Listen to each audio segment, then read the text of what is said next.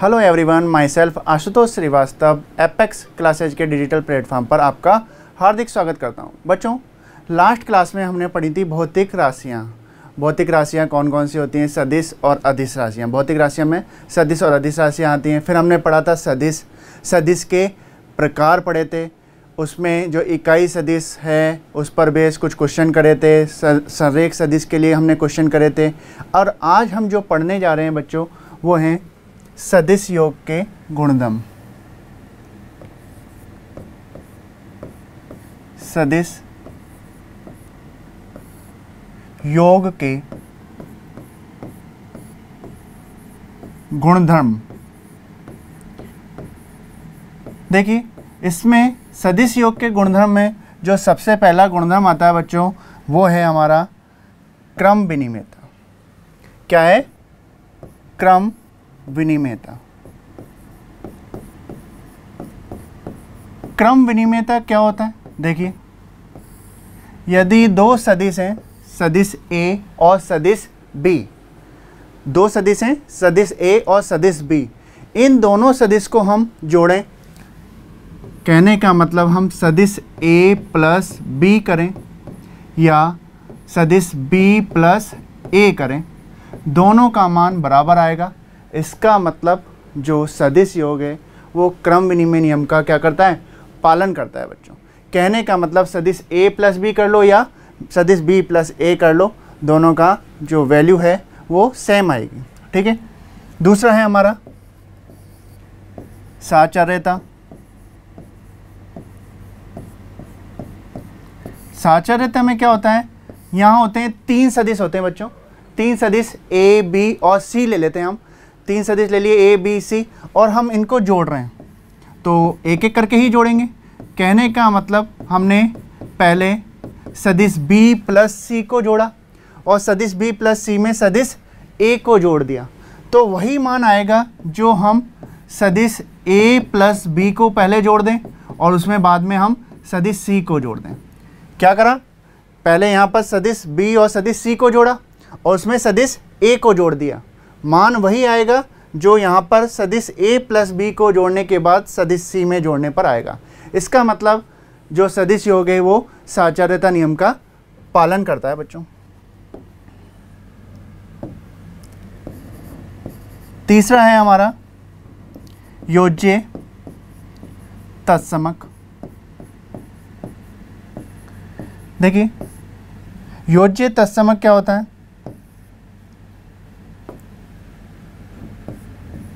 इसमें बात आती है कि कोई सदिश है, सदिश ए। अब इसमें क्या जोड़ा जाए कि वह जो सदिश हमने जोड़ा है वही का वही हमें मिल जाए। तो देखिए, जो सदिश है सदिश ए, अगर हम इसमें शून्य सदिश, मैंने आपको शून्य सदिश बताया था, और शून्य सदिश को ध्यान रखिए किससे व्यक्त करते हैं? जीरो वेक्टर से, या जीरो सदिश भी बोल सकते हैं, उससे व्यक्त करते हैं। तो सदिश ए में हम क्या जोड़ दें? जीरो वेक्टर जोड़ दें, जीरो सदिश जोड़ दें, तो हमें पुनः क्या मिलेगा? वही सदिश मिलेगा। इसका मतलब सदिश ए प्लस जीरो वेक्टर बराबर जो है सदिश ए है। तो योज्य तत्समक इसके लिए क्या हो गया? जीरो वेक्टर हो गया। चौथा पॉइंट आता है बच्चों, योज्य प्रतिलोम। योज्य प्रतिलोम में क्या होता है? देखिए, हम एक सदिश ले रहे हैं, सदिश ए, उसमें हम क्या जोड़ें कि हमें पुनः योज्य तत्समक मिल जाए।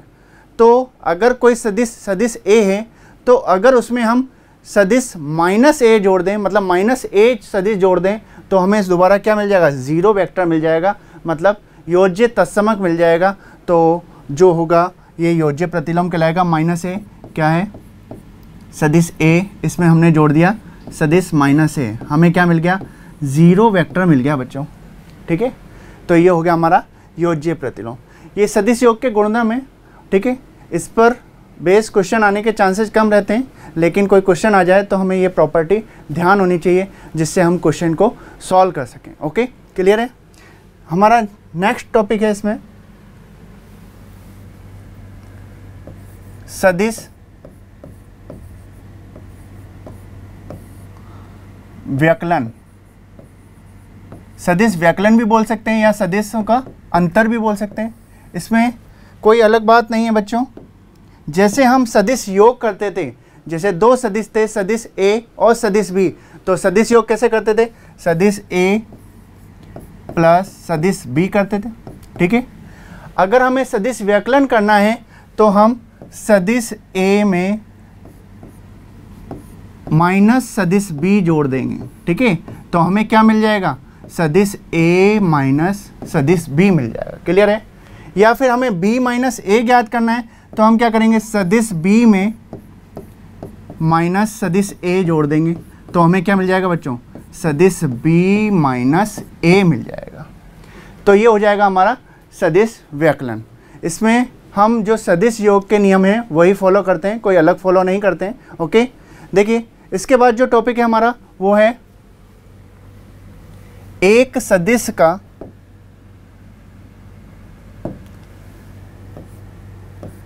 एक सदिश का लिख दें या अदिश का लिख दें। अदिश का सदिश से गुणन लिखेंगे या सदिश का अदिश से गुणन लिख देंगे।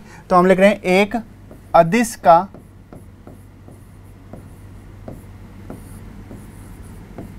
सदिश से गुणन।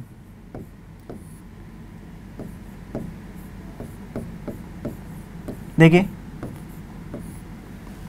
एक अदिश का जब सदिश से गुणन करेंगे तो क्या होगा?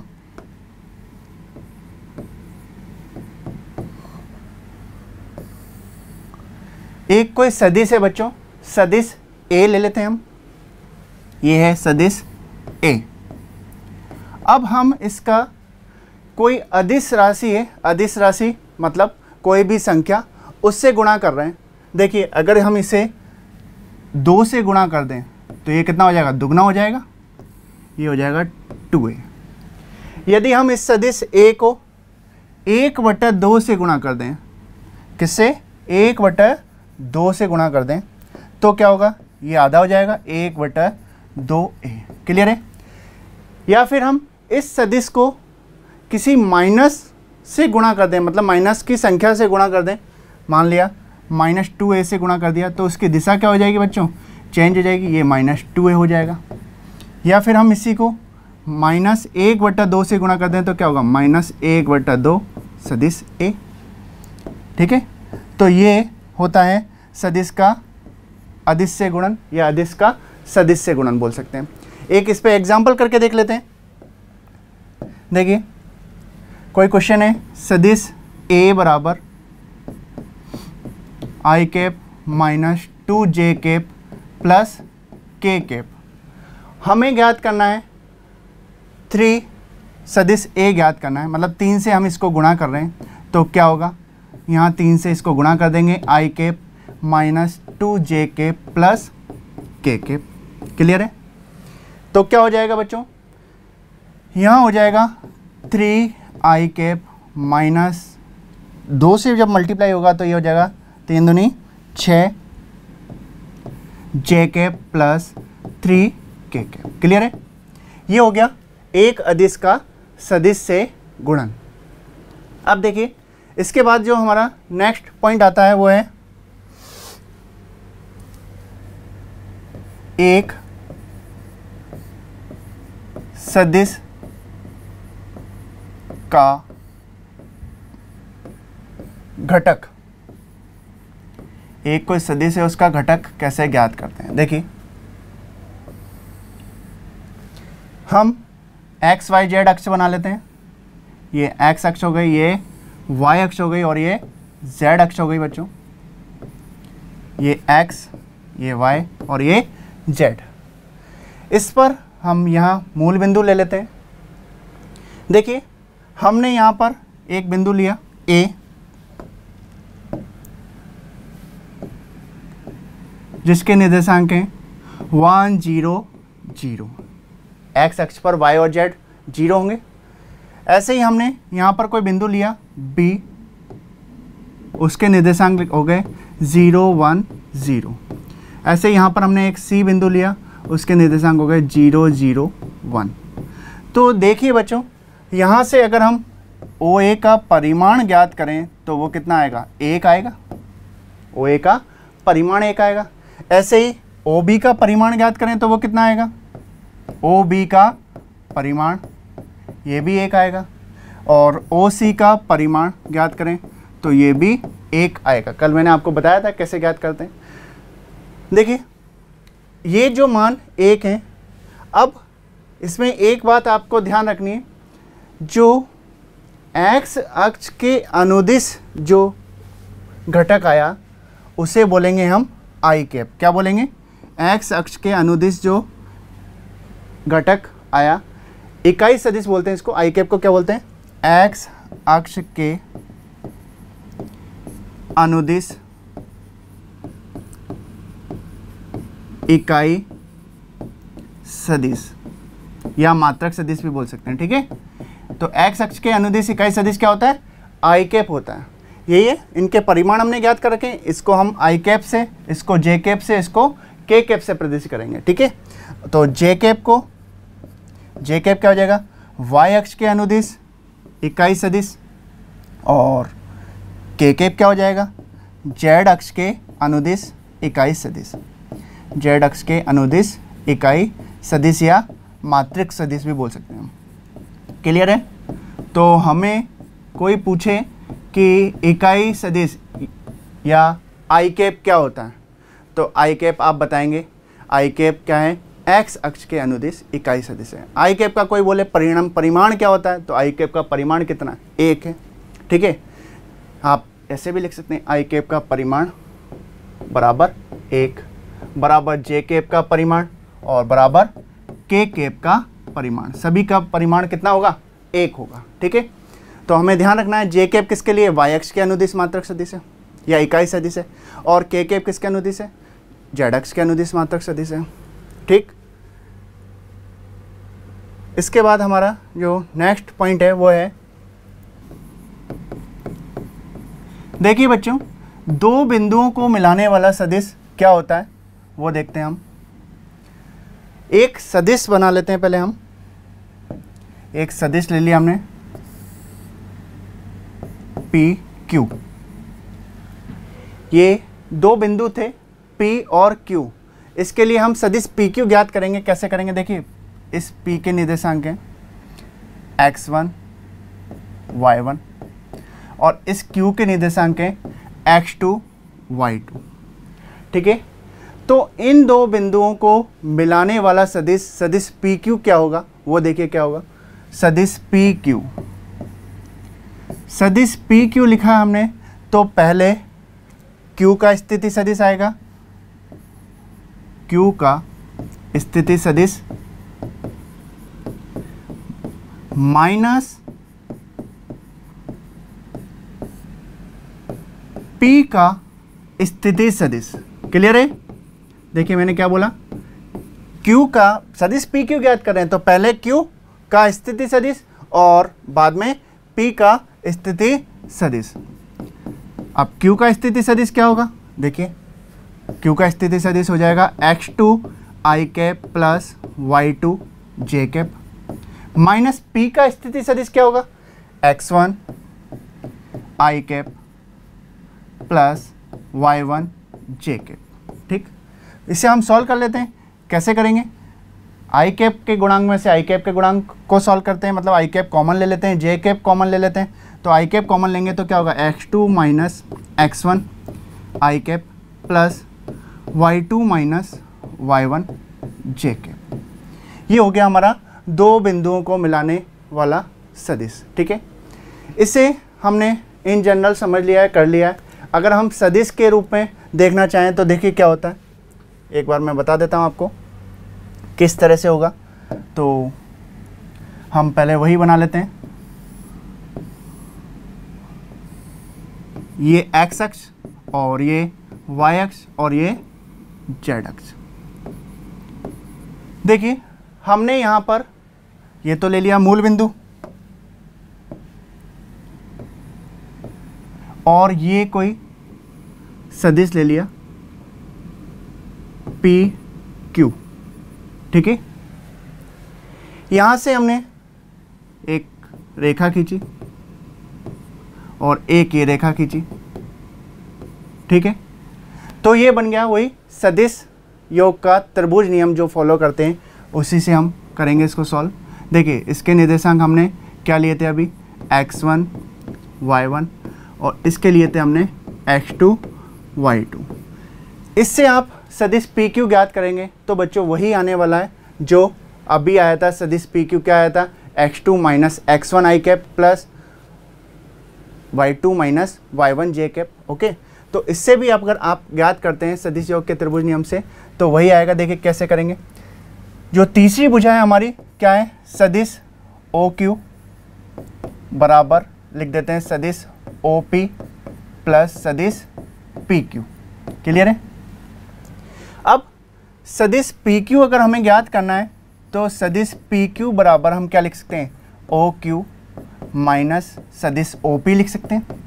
ठीक है, OQ क्या होगा, देखो OQ स्थिति सदिश हो जाएगा Q का, क्या हो जाएगा x2 i cap plus y2 j cap minus x1 i cap plus y1 j cap. OP का स्थिति सदिश हो जाएगा। घटा देते हैं इसको, क्या आएगा x2 minus x1 i cap plus y2 minus y1 j cap. तो कहने का मतलब हमने जो सदिश का त्रिभुज नियम था उससे ज्ञात करा सदिश PQ, तो वही आया जो हमने डायरेक्ट समझा था। समझने के लिए वो डायरेक्ट भी आप ध्यान रखें, ठीक है, और डिटेल में समझने के लिए ये प्रोसेस आप ध्यान रखें। देखिए अगर यहीं हम PQ की जगह सदिश QP ज्ञात करते तो क्या हो जाता बच्चों, ये हो जाता x1 minus x2 i cap plus y1 minus y2 j cap. ठीक है, क्या करा हमने, x1 minus x2 i cap plus y1 minus y2 j cap. कहने का मतलब यहाँ QP था तो पहले P के निर्देशांक आ रहे हैं और Q के बाद में आ रहे हैं। यहाँ पर PQ था तो पहले Q के निर्देशांक बाद में P के निर्देशांक। ठीक है, देखिए इस पर बेस हम कोई एक क्वेश्चन कर लेते हैं। अगर कोई हमें बिंदु P दे रखा है और बिंदु Q दे रखा है और हमें ज्ञात करना है सदिश PQ, तो क्या आएगा बच्चों, देखिए PQ ज्ञात करना है तो Q का स्थिति सदिश माइनस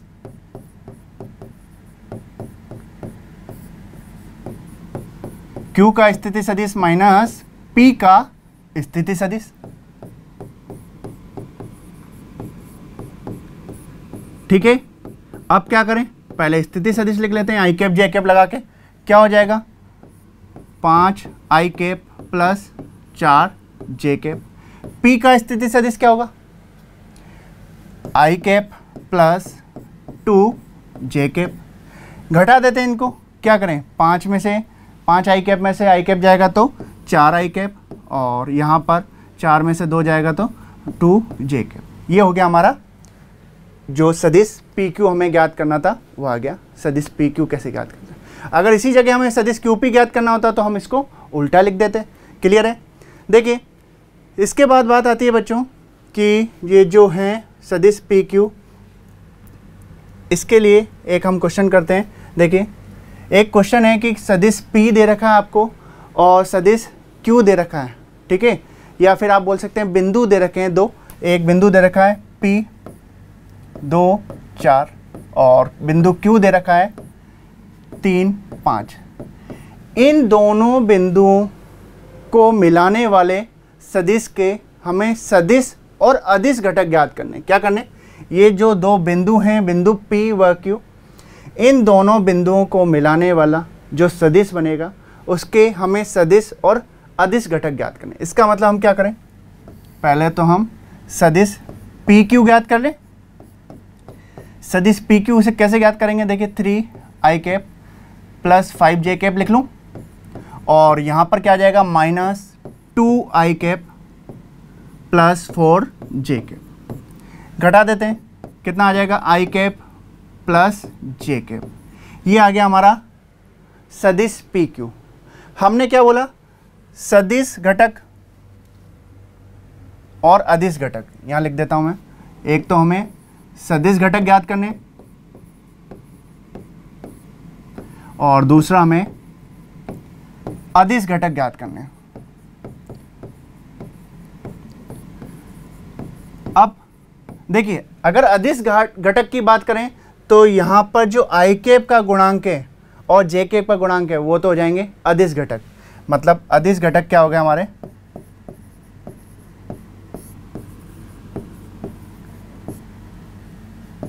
वन और वन, आई कैप और जे कैप के गुणांक 1 1 है।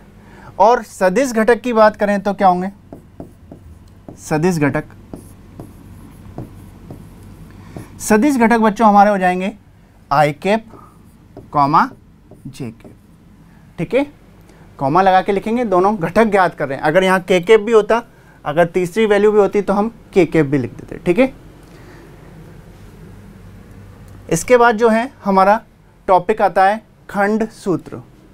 आपने 10th और 11th क्लास में अंतःखंड सूत्र, अंतःखंड फॉर्मूला पढ़ा होगा, उसी पर रिलेटेड ये जो मैं बता रहा हूँ वो है। पहले हम जो 10th में पढ़ा था, 11th में पढ़ा था, उस पर देखते हैं। पहले देखिए,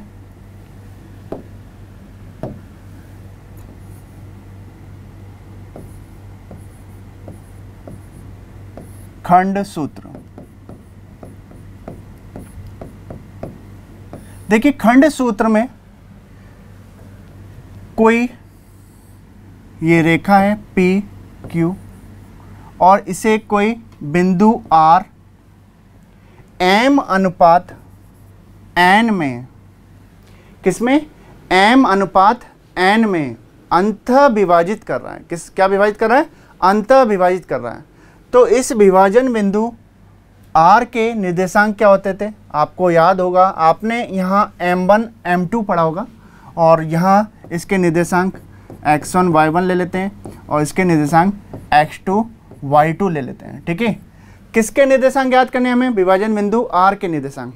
ध्यान करिए, आपने 10th में ऐसा फॉर्मूला पढ़ा है, यहाँ m1 m2 होगा और कोई अंतर नहीं होगा। ठीक है, तो इस विभाजन बिंदु आर के अगर निर्देशांक ज्ञात करें तो यहाँ आते थे आर के निर्देशांक,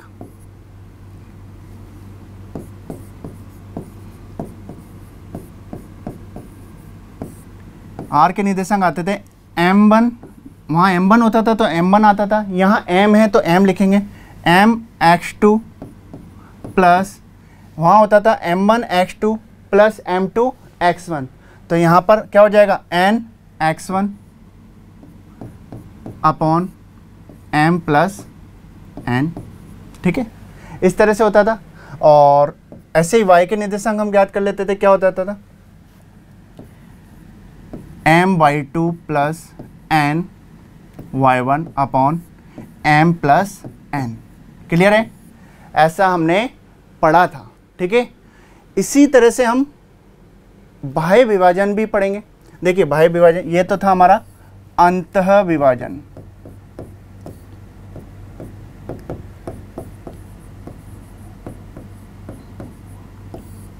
ये बिंदु आर जो है वो अंतः विभाजित कर रहा था। अब यही बिंदु जो है अगर बाह्य विभाजित करता है, क्या करता है, बाह्य विभाजित करता है, तो क्या होता था,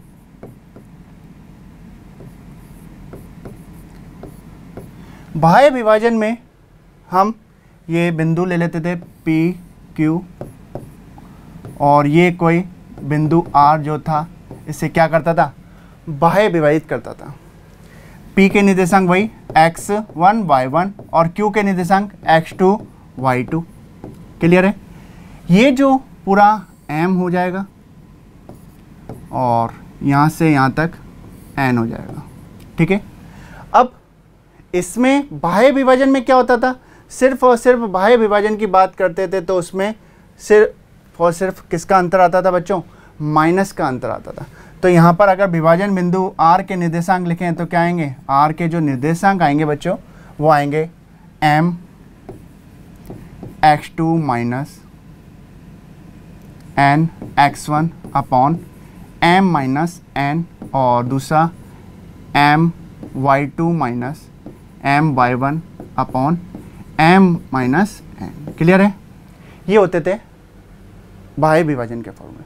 क्या अंतर था बाह्य विभाजन में, सिर्फ माइनस आ जाता था, अंतः विभाजन में तो आप जानते ही हैं प्लस आता था। ठीक है, अब यहाँ पर सदिश में किस तरह से होता है वो देखते हैं। देखिए,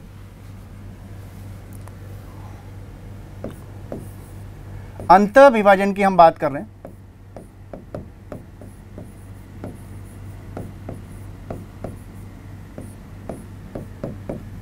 अंतः विभाजन में एक हम सदिश ले लेते हैं OP और एक सदिश ले लेते हैं OQ, ठीक है।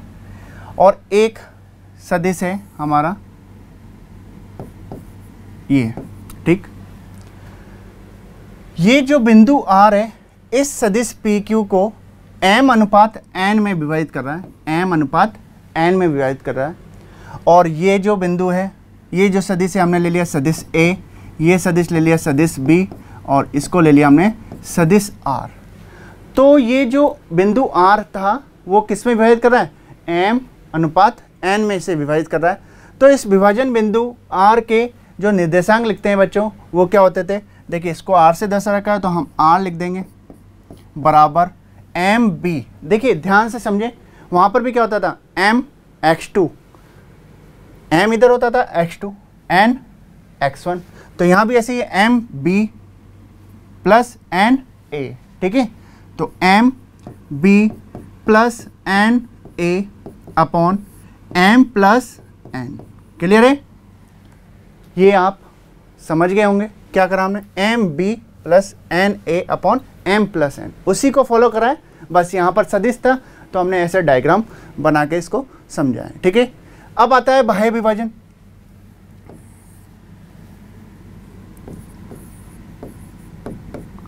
बाह्य विभाजन, देखिए बच्चों बाह्य विभाजन में हम उसी तरह से एक सदिश ले लिया हमने OP और एक ले लिया सदिश OQ, क्लियर है। बाह्य विभाजित कर रहा है कौन सा बिंदु R, वहां भी बिंदु R ही बाह्य विभाजित कर रहा था, यहां भी हमने बिंदु R ही विभाजित करने के लिए लिया है। तो एक बिंदु है R जो बाह्य विभाजित कर रहा है, तो इस विभाजन बिंदु R के निर्देशांक क्या होंगे बच्चों, देखिए पहले इसे ले लेते हैं हम सदिश A, इसे ले लेते हैं सदिश B और इसे ले लेते हैं सदिश R, ठीक है। और ये था हमारा M और ये था हमारा N, क्लियर है। तो इसके फॉर्मूला वही जो बाह्य विभाजन का मैंने फॉर्मूला लिखा था उसी को फॉलो करेगा। तो इस विभाजन बिंदु R के निर्देशांक लिखें तो हम क्या आएंगे, सदिश R बराबर MB, क्या आ जाएगा बीच में, माइनस आ जाएगा, MB minus NA upon M minus N हो जाएगा, ठीक है। बात समझ में आ गई होगी, आपको डिटेल में समझने के लिए ये बता दिया है। और वैसे आप उसको लिंक किससे कर सकते हैं, जो अंतः विभाजन बाह्य विभाजन का हमने 10th 11th क्लास में फॉर्मूला पढ़ा था उससे, ठीक है। अब इस पर बेस हम कुछ क्वेश्चन करके देखेंगे। इससे पहले एक क्वेश्चन करने से पहले एक बात और बता देता हूँ आपको, ये इसमें होता है मध्य बिंदु। ये जो विभाजन बिंदु हमने लिया ये हो सकता है मध्य बिंदु भी हो सकता है। तो मध्य बिंदु होगा तो क्या होगा, देखिए मध्य बिंदु के निर्देशांक, मध्य बिंदु के निर्देशांक आपको अगर ध्यान हो तो जो पिछली क्लासों में हमने पढ़ा था मध्य बिंदु के निर्देशांक होते थे x1 प्लस x2/2, ठीक है। अब यहाँ भी होना वही है, लेकिन इसको समझ लेते हैं कैसे होगा। देखिए ये सदिश OP है और ये सदिश OQ है और इसको कोई बिंदु R जो है इसका मध्य बिंदु है, क्या है, मध्य बिंदु है।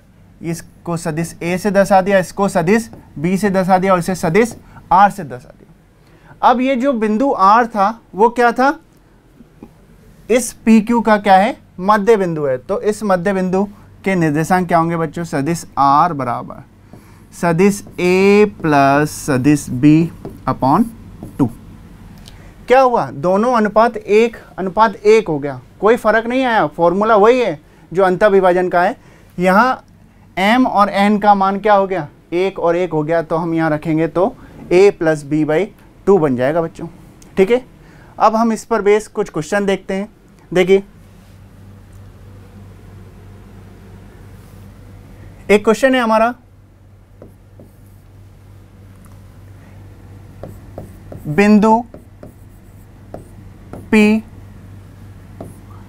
1 2 4 तथा Q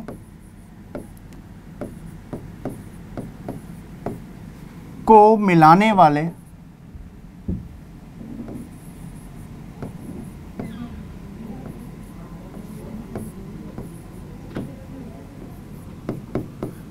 वाली रेखा के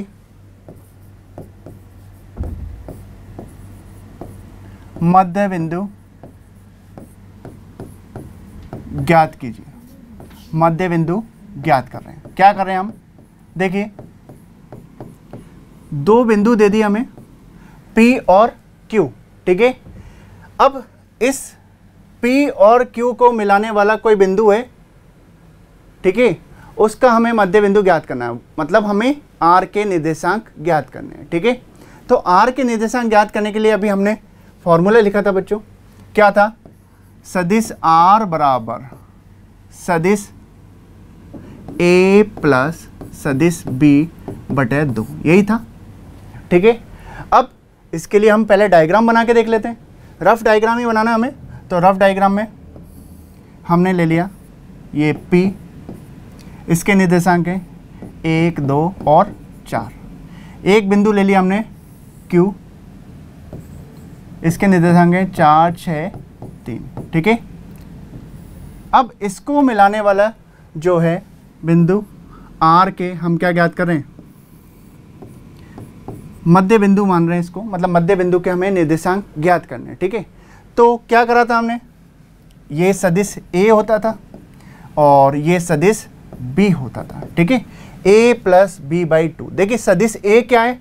यहाँ से सदिश OP जो होगा वही सदिश A होगा। तो सदिश OP क्या होगा? इसके, ये तो मूल बिंदु है हमारे लिए हर जगह। ठीक है, हम सदिश में O मूल बिंदु लेकर चल रहे हैं। ठीक है, तो सदिश OP क्या आएगा? सदिश OP ज्ञात कर लेते हैं या सदिश A ज्ञात कर लेते हैं, एक ही बात है। सदिश OP कितना आएगा?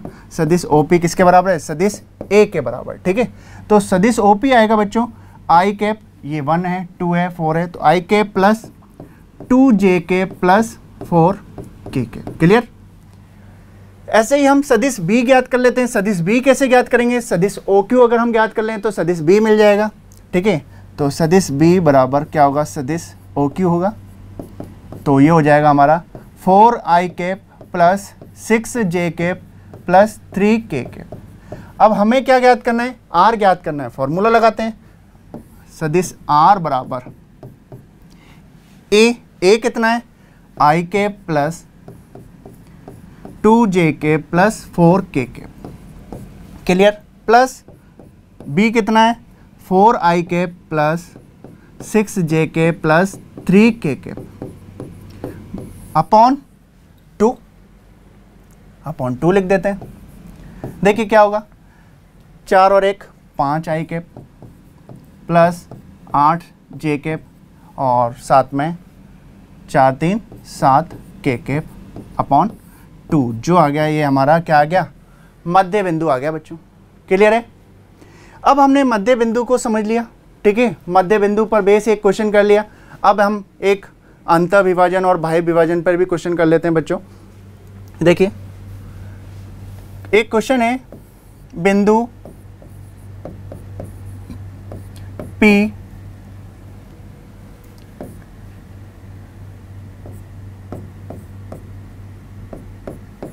तथा Q है -1 1 1 को मिलाने वाली रेखा। ये जो 2 बिंदु हैं, इसको एक मिलाने वाली रेखा पर एक बिंदु है R। कौन सा बिंदु है? बिंदु R। जो बिंदु R है, इस रेखा को क्या कर रहा है? 2:1 में, बिंदु R 2:1 में अंतः, एक तो अंतः विभाजित कर रहा है और दूसरा बाह्य विभाजित कर रहा है। एक बार तो हमें अंतः विभाजन ज्ञात करना है और दूसरी बार बाह्य विभाजन ज्ञात करना है। मतलब अंतः विभाजित करने वाले और बाह्य विभाजित करने वाले, बाह्य विभाजित करने वाले बिंदु R का हम क्या ज्ञात करना चाह रहे हैं? स्थिति सदिश। R का स्थिति सदिश ज्ञात करना चाह रहे हैं। कहने का मतलब बच्चों,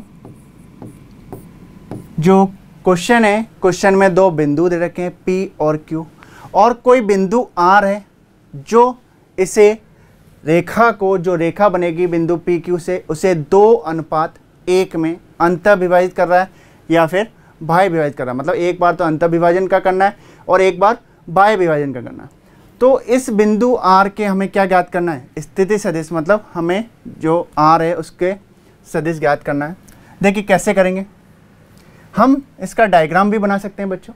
डायग्राम बना के करेंगे तो आपको इजी लगेगा। देखिए बना लेते हैं।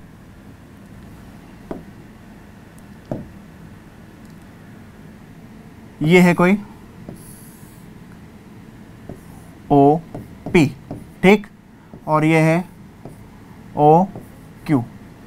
जो P के निर्देशांक हैं 1, 2, -1 और Q के निर्देशांक हैं -1, 1 और 1, ठीक है। अब ये पहला क्वेश्चन कर रहे हैं हम अंतः विभाजन का। ये जो बिंदु R है वो इसे क्या कर रहा है बच्चों? अंतः विभाजित कर रहा है।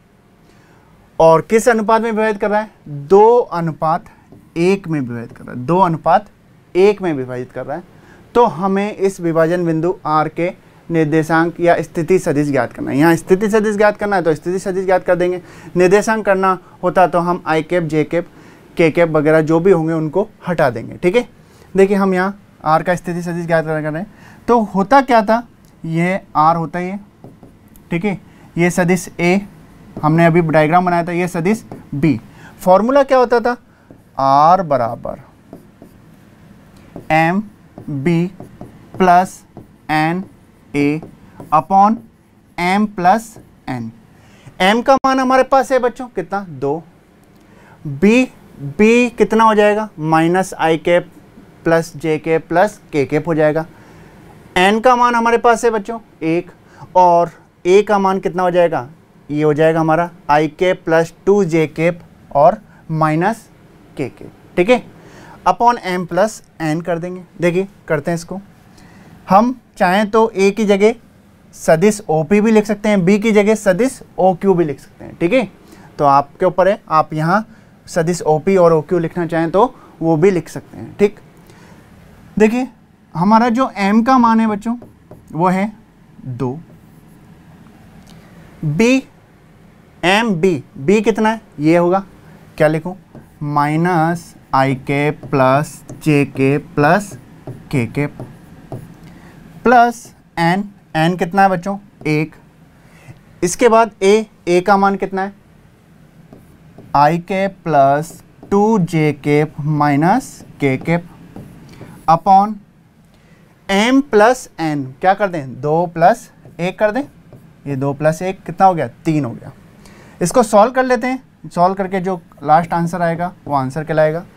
-2I cap plus I cap कितना हो जाएगा? -I cap.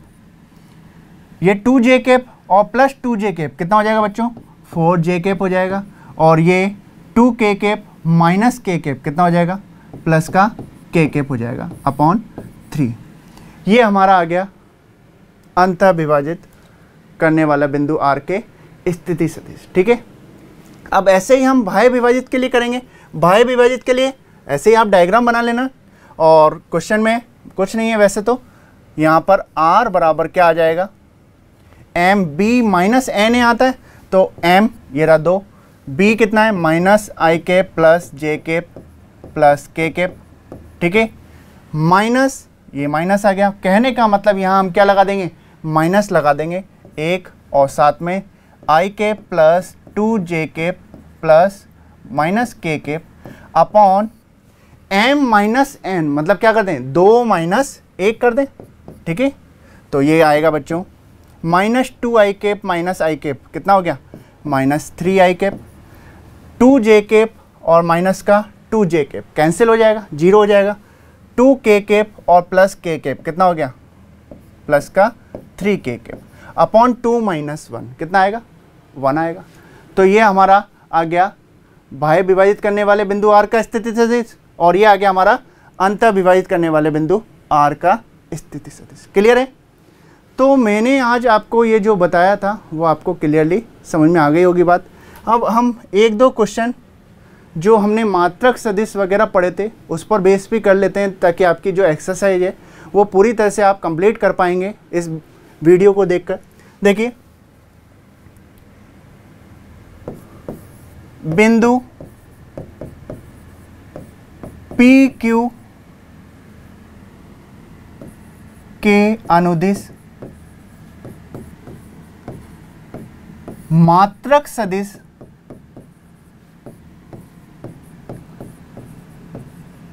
ज्ञात कीजिए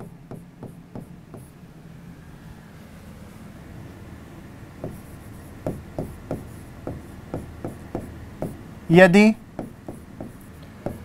P है हमारा 2, 3 तथा Q है -3 और 1। देखिए, पी क्यू के अनुदिश मात्रक सदिश ज्ञात कीजिए। अब हमने इससे पहले पढ़ा था दो बिंदुओं को मिलाने वाला सदिश पढ़ा था। तो ऐसे ही यहाँ पर हम पहले पी क्यू के अनुदिश ज्ञात करना है, इसका मतलब हम सदिश पी क्यू ज्ञात कर लें। ठीक है, यहाँ सदिश पी क्यू भी लिख सकते हैं, सदिश पी क्यू के अनुदिश या बिंदु पी क्यू के अनुदिश। तो पहले हम क्या करेंगे बच्चों, पी क्यू ज्ञात करेंगे। पी क्यू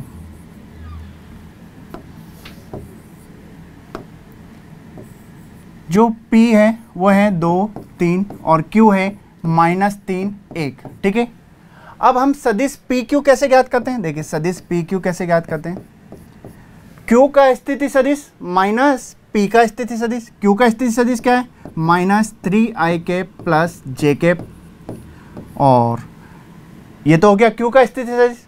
P का स्थिति सदिश क्या होगा, माइनस करके 2i cap plus 3j cap.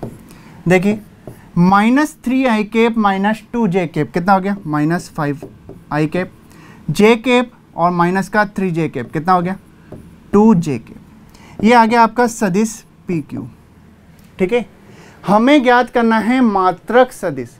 तो मात्रक सदिश मैंने आपको बताया था, अगर कोई सदिश A है तो उसके मात्रक सदिश को हम a कैप से व्यक्त करते हैं, और a कैप बराबर क्या होता है, सदिश A अपॉन सदिश A का परिमाण। तो हम चाहें तो इसको किसी सदिश C से व्यक्त कर दें। इस सदिश C से व्यक्त करने के बाद ये सदिश हमारा C हो गया, तो हमें इसका मात्रक सदिश ज्ञात करना है। इसका मतलब सदिश C का परिमाण ज्ञात करना होगा। सदिश C का परिमाण कितना होगा, -5 का स्क्वायर प्लस -2 का स्क्वायर कितना हो गया, 25 और ये 4, ये हो गया √29। ठीक है, ये सदिश C का परिमाण आ गया बच्चों। हमें इसका मात्रक सदिश PQ के अनुदिश ज्ञात करना था, तो इसलिए हमने PQ को C नेम दे दिया। ठीक है, अब इसका मात्रक सदिश ज्ञात करना है, इसका मतलब C कैप ज्ञात करना है हमें। तो C कैप बराबर हो जाएगा C अपॉन C का परिमाण। तो सदिश C का मान कितना है बच्चों, ये रहा, -5i cap -2j cap upon √29। ये हमारा आ गया PQ के अनुदिश मात्रक सदिश। इसी तरह से कोई भी क्वेश्चन में अगर मान लो ऐसा पूछे हमसे, दो सदिश दे रखे हों या दो बिंदु दे रखे हों, दो सदिश दे दिए, मान लो सदिश A और सदिश B, तो बोले सदिश A प्लस B के अनुदिश मात्रक सदिश ज्ञात कीजिए। तो हम क्या करेंगे, यहाँ पर पहले सदिश A प्लस B ज्ञात कर लेंगे, दोनों को जोड़ देंगे भाई, और सदिश A प्लस B ज्ञात करने के बाद हम सदिश C नाम दे देंगे उसको, और सदिश C नाम देके हम इसी तरह से उस क्वेश्चन को कंप्लीट कर देंगे। क्लियर है बच्चों? आज की क्लास में हम इतना ही पढ़ेंगे बच्चों।